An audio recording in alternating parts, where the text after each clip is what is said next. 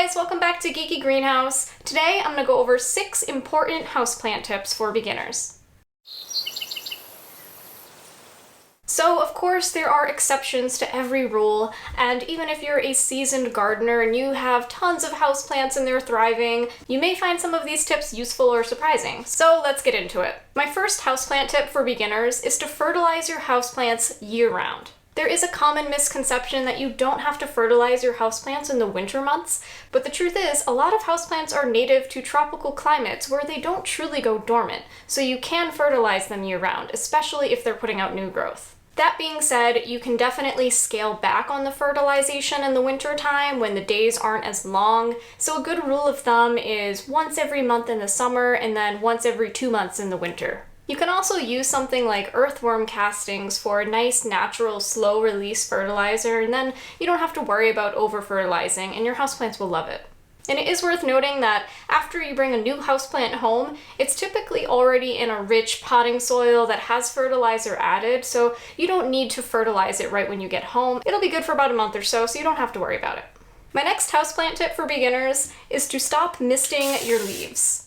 If you're misting the leaves of your houseplants to increase the relative humidity, it's actually only effective for a couple of minutes. So you would have to mist your houseplant leaves several times a day to even make any difference in the humidity for them. Misting your houseplants can invite fungal infections, and it's just really not the most effective way of raising the humidity for your houseplants. If you're looking to raise the humidity for your houseplants, definitely try just grouping them together, or use supplemental humidification with a humidifier, or place your high humidity plants in a bathroom or a kitchen where they're going to get humidity anyways. Now there are exceptions to this rule. Tillandsias, also known as air plants, do absorb water through their trichomes, so you do want to mist your air plants if you have them.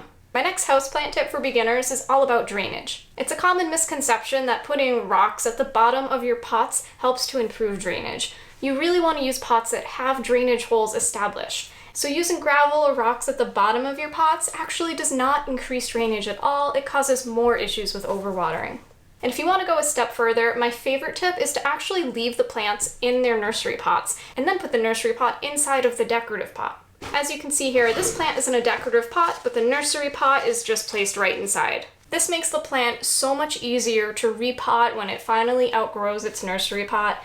It's also easier to see the roots if you're using a clear nursery pot, and the drainage is much better than some standard pots. My next houseplant tip for beginners is to be vigilant about pest control. It's really important to monitor your plants frequently to ensure that any pest issues don't get out of hand. And if you are using anything for pest control, make sure you thoroughly research the ingredients and what you're using. For example, if you're using something like systemic granules to treat pests or prevent pests in your houseplant, you're essentially making your pet-safe plants not pet-safe. So you want to make sure you know exactly what chemicals you're using. And if you're using systemic granules, do not bring any of your indoor plants outside because it is harmful to pollinators as well.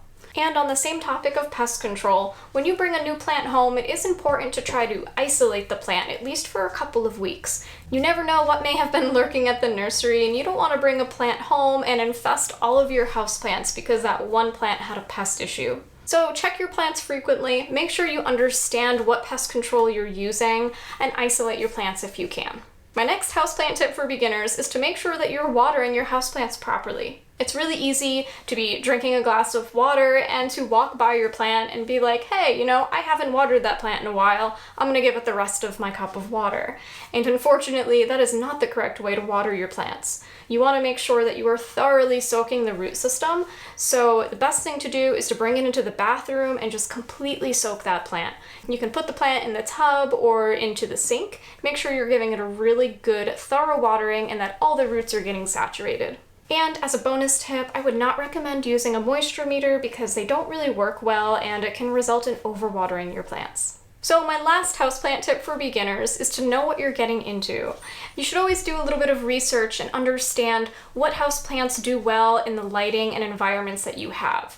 Go to the nursery with a plan instead of going to the nursery without any plan and buying a whole bunch of plants that you don't have the room or time to care for. You also want to make sure that the plant is pet safe if you're planning on putting it in a home that has pets where they can reach it. It's important to know how quickly the plant grows. Sometimes they outgrow their pots so fast and then you just don't have any space for it. So make sure you research the care requirements as well as the lighting requirements for any plant that you're about to bring home. And finally, after you bring your new plant home, make sure you leave it alone for a little while to acclimate.